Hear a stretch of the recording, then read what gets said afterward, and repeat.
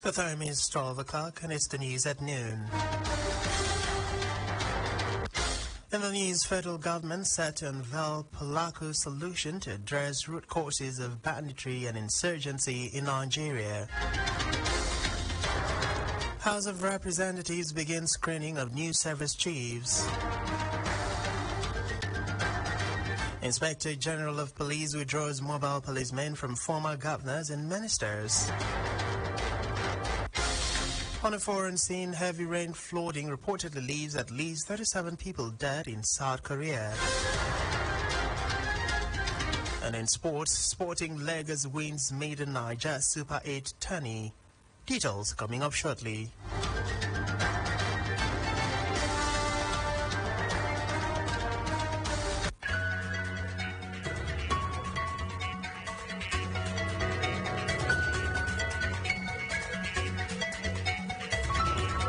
A very good afternoon to you and welcome to the news on Planet Radio 101.1 FM Uyo. I am Francis Oyima Edet. Our first report this afternoon is that the federal government has withdrawn the mobile police force personnel attached to several very important persons, including ex-governors, former ministers and lawmakers.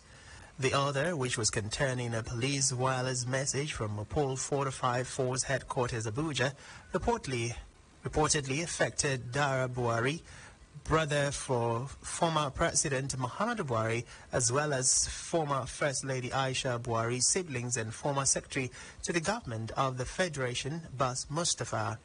The development came a few weeks after the Inspector General of Police vowed to withdraw police mobile force personnel from VIP escort and guard duties.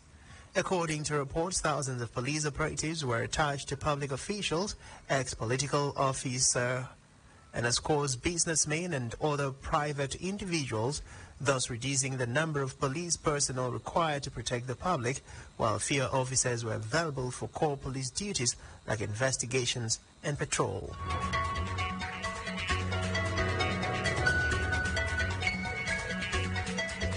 In a separate development, Vice President Kashim Shettima says federal government is set to unveil Pulaku solution to address the root causes of banditry and insurgency in Nigeria.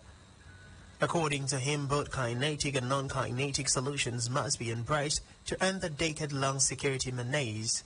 The Vice President spoke in a chat with journalists while on a condolence visit to Kano State over the passing of an elder statesman, Abubakar Galadashi Shettima, also expressed the commitment of the President Bola Tinubu's administration to ending all forms of terrorism in the country.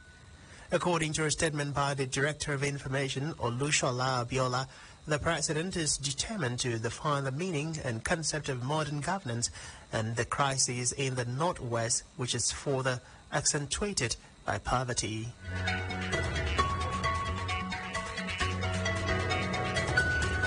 From the Green Chambers, the House of Representatives has begun the screening of the recently appointed service chiefs. Reports say the screening exercise, which is taking the same format as the Senate, is holding largely behind closed doors. The service chiefs appointed by President Bola Tinubu includes Major General Christopher Musa, Chief of Defense Staff, Major General Torid Lagbaja, Chief of Army Staff, Rear Admiral Emmanuel Ogala, Chief of Naval Staff, and Air Vice Marshal Hassan Abubakar, Chief of Air Staff. Away from that, the Accountant General of the Federation, Oluwatoyin Maiden, has urged service providers for the Integrated Personnel and Payroll Information System, IPPIS, to permanently resolve challenges in the payroll platform. The Accountant General made the call at a meeting with IPPIS service providers in Abuja, noting that the Office of the Accountant General of the Federation, OAGF, had initiated engagement with the service providers and other stakeholders as part of strategies to find permanent solutions to challenges in the operations of IPPIS. Reports say that the OAGF had blamed technical glitches in its payment platforms for the delay in payment of June salaries of federal civil servants. Maiden further added that the OAGF is determined to consolidate on the gains of the IPPIS and will work assiduously to maintain an efficient and trustworthy payroll system for the country. Back here, Kwabam State Governor Pastor Umoino has expressed interest to take over the Salvation Army Secondary School at Kayubium to allow it carry out desired interventions in the school in line with the current administration's Arise agenda. The state governor gave the indication while speaking at the Kwabam Southeast Zonal Headquarters of the Salvation Army Church at Kayubium's Serubium local government area, where a special condolence service was held in commemoration of the church ministers who were involved in the June 29, 2023 auto crash that occurred on the Ovia River Bridge along Lagos-Benin Expressway. Governor Umoino expressed the condolences of the state government to the tragedy on their return from a church officers' council's conference in Lagos, explained that the visit with the full paraphernalia of government was indicative of value for the people of the state and respect for those affected by the incidents. Governor Umoino expressed delight over the crop of personalities that the Salvation Army School in Akayubium has trained, stating that the government would intervene to upgrade the school, but is limited by the private status of the school. He therefore urged the church to consider allowing the government take over the school to give it free hand to undertake desired interventions. On the part of the government, Pastor Umoino promised to ensure the name of the school is maintained and the principal sent to the school will be of the Salvation Army denomination after government takeover, while commending the church's efforts in sustaining the school over time. Rising from the service, the governor visited the Cottage Hospital in Akayubium, where he expressed regrets over the sorry state of the facility and promised the government will revamp the facility to serve the medical needs of surrounding communities in line with his administration's commitment to rural development. This is pathetic. What we are going to do, I've requested the Permanent Secretary, Ministry of Health, to let us see the hospitals, cottage hospitals. We will intervene in about 6 immediately, and that intervention will try and fix up the cottage hospital. 6 of them, while we continue with our primary health care drive. And as we go on, we keep intervening. But right now, we can do 6, 2 from each senatorial district. And he has the list already, so he'll send it and we'll see how we can do a major intervention.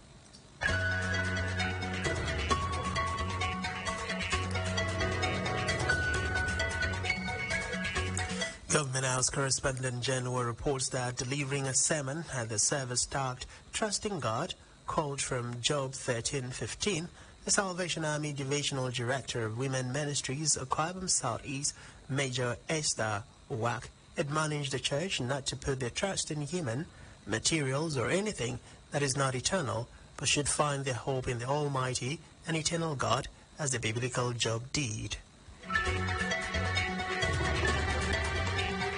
In politics, the stakeholders and ward executive of the People's Democratic Party, PDP, in Noatai Ube Ward 3 in a couple local government areas says their attention has been drawn to a purported notice of the suspension trending on various social media platforms of the state officer of the PDP in Okobo, Akwabam State, Lady Evangelist Mary Onugene, stressing that the misleading publication orchestrated by some attention-seeking individuals is intended to destabilize the prevailing peace and unity of the party structure at the grassroots, particularly at Noatai Ube Ward 3.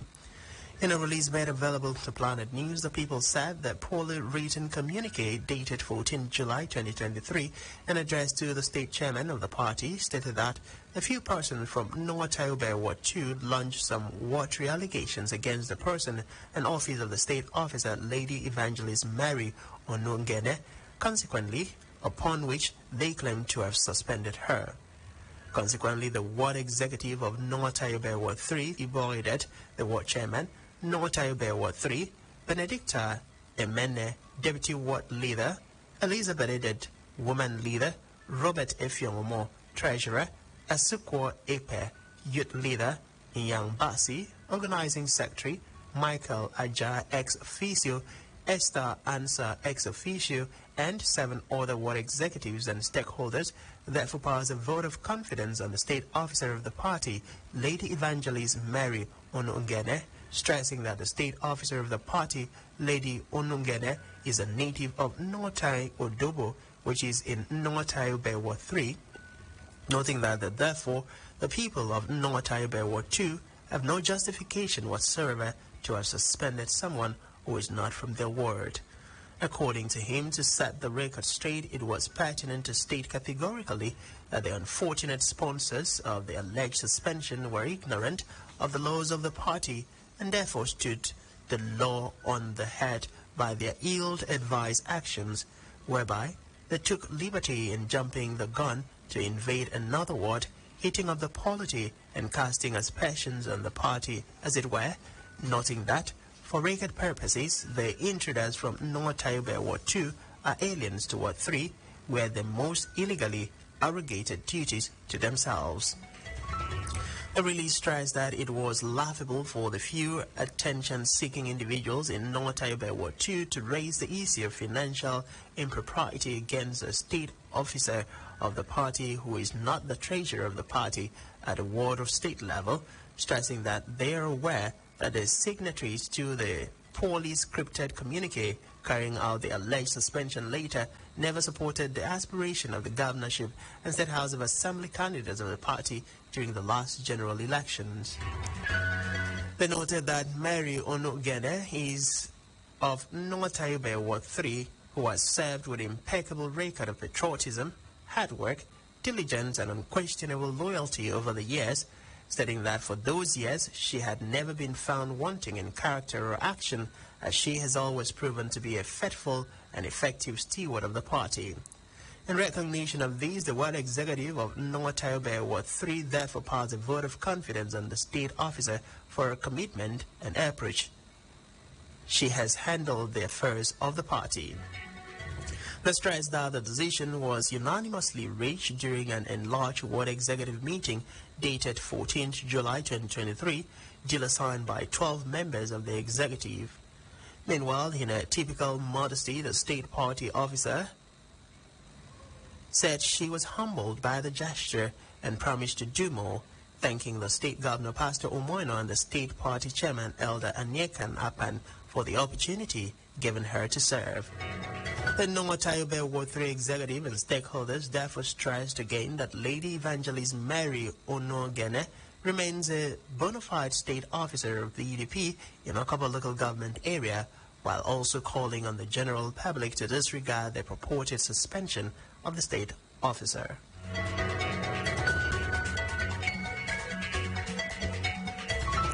You're listening to the news on Planet Radio 101.1 FM, where we'll take a breather now and then bring you more stories from a foreign, sports and entertainment scenes. Please stay with us.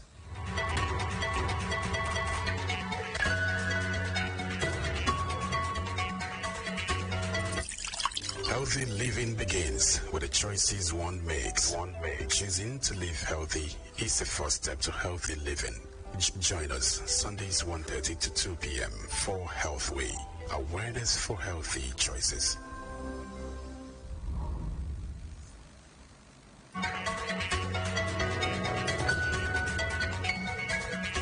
Many thanks for staying with us. We move straight to the foreign scene, where South Korea rescuers battle to reach people trapped in a flooded tunnel in South Korea, where at least 37 people have reportedly died and 9 are missing after having heavy rainfall caused flooding and landslides. Report says South Korea is at the peak of its summer monsoon season, and there has been heavy rainfall for the last 4 days, causing a major dam to overflow. Meanwhile, the South Korean Interior Ministry reported that at least 37 people were killed and another 9 were missing nationwide in the heavy downpours, mostly buried by landslides or after falling into a flooded reservoir. The ministry said 5 people were rescued from a bus in the tunnel and 9 bodies have so far been pulled from the site, with divers working around the clock searching for more victims. In sports, Ikane fought 2 on penalties to emerge maiden Naija Super 8 champions of Nigeria Professional Football League 2023. With the victory, the Lagos side received the prestigious tournament trophy and 25 million naira prize money. This was in addition to the 12 million naira earned for their 4 previous matches at the tournament. For emerging the runner-up, Remo Stars also received 9 million naira in addition to the 12 million naira earned in their 4 previous Naija Super 8 matches. On the entertainment scene, the Grammy Award-winning Nigerian singer Ayodeji Ibrahim Balogun, popularly known as Wizkid, has reckoned that he has more than enough musical catalogue to retire. The singer, who turned 33 yesterday, July 16th, announced this in an interview.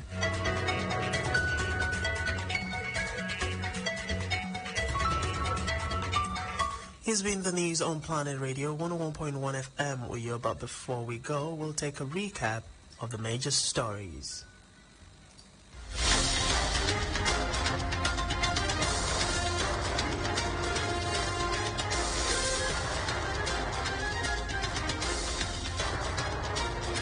In the news this afternoon, we started off by informing you that the Vice President, Kashim Shettima, says the federal government is set to unveil Pulaku's solution to address the root causes of banditry and insurgency in Nigeria. We also told you that the House of Representatives has begun the screening of the recently appointed service chiefs. Still in our news this afternoon, we reported that the federal government has withdrawn the mobile police force personnel attached to several very important persons, including ex-governors, former ministers, and lawmakers. On the foreign scene, we reported that South Korea rescuers battled to reach people trapped in a flooded tunnel in South Korea, where at least 37 people have reportedly died and 9 are missing after heavy rains caused flooding and landslides. From the world of sports, we reported that Sporting Lagos defeated Remo Stars of Ikene 4-2 on penalties to emerge maiden Naija Super 8 champions of Nigeria Professional Football League 2023. For comments-worthy events, please call the newsroom on 0812-770-2940. Visit our website on planet101fm.ng and follow us on Twitter at planet_101fm. Also like a Facebook page at Planet101FM. The news was edited by Jen Owa. As we end the news, be at war with your vices, at peace with your neighbors, and let every new week find you a better man and woman. I am Francis Oyima Idet. Good afternoon, happy new week, and many thanks